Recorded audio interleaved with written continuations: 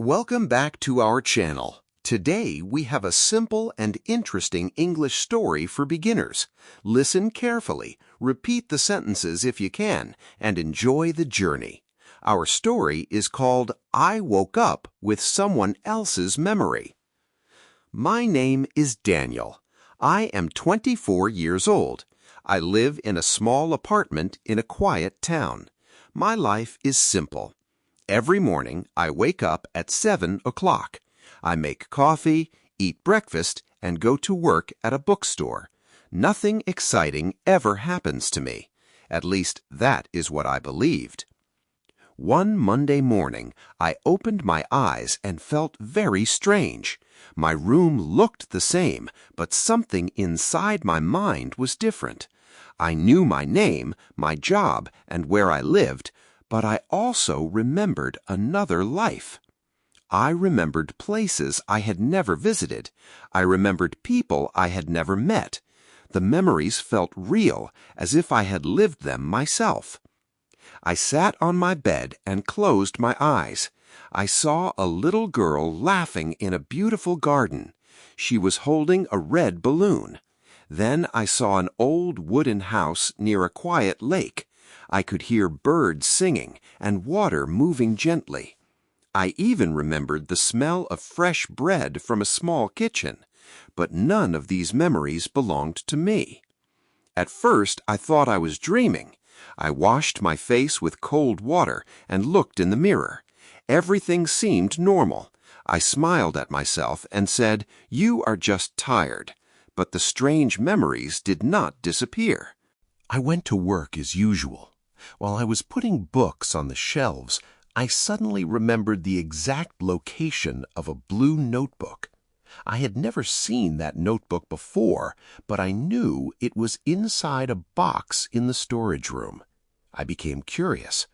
I walked to the storage room, opened an old box, and there it was, a blue notebook. My hands started shaking. I slowly opened the notebook. On the first page there was a name, Emma Carter. I did not know anyone with that name, but seeing it made my heart beat faster. As I turned the pages, I recognized every word before reading it. It was impossible. Somehow I already knew what was written inside. The notebook was a diary. Emma wrote about her childhood, her family, and her dreams. She loved painting. She wanted to travel around the world. She also wrote about a secret place near a lake where she always felt safe. Suddenly, I remembered standing in that place. I could feel the wind on my face, but I knew I had never been there. That evening, I searched the internet for Emma Carter. After a few minutes, I found an old newspaper article. It said that Emma disappeared many years ago. Nobody ever discovered what happened to her. I stared at the screen in silence. My strange memories became even stronger. The next morning, I decided to follow the memories. I took a bus to a small village outside the city. Everything looked familiar, even though it was my first visit. I walked through narrow streets until I reached a quiet lake. Near the water stood an old wooden house. It was exactly the house from my memories. The house was empty and covered with dust. Inside, I found old furniture, faded pictures, and broken windows. Then I noticed a small painting hanging on the wall. It showed the same little girl with the red balloon. Tears suddenly filled my eyes. I did not know why. As I looked around, another memory appeared. I remembered a small key hidden under a loose floorboard. I carefully searched the floor. After a few minutes, I found one board that moved easily. Under it was a small metal key, just like I remembered. The key opened a tiny wooden box in the corner of the room. Inside the box were several letters, family photos, and another diary. The last letter explained everything. Emma had planned to leave the town and start a new life because she was in danger.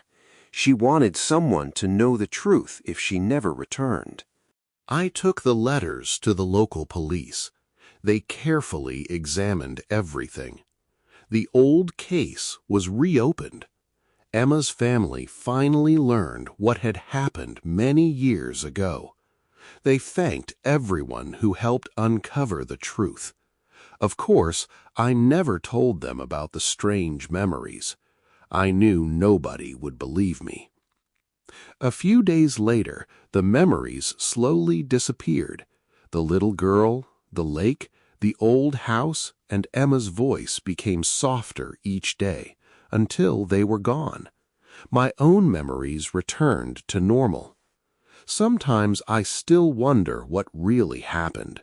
Did I dream everything? Did someone else's memories somehow find me? Or was it a second chance for a forgotten story to be told? I may never know the answer, but one thing is certain. Every person leaves behind memories. Sometimes they stay in photographs. Sometimes they stay in letters.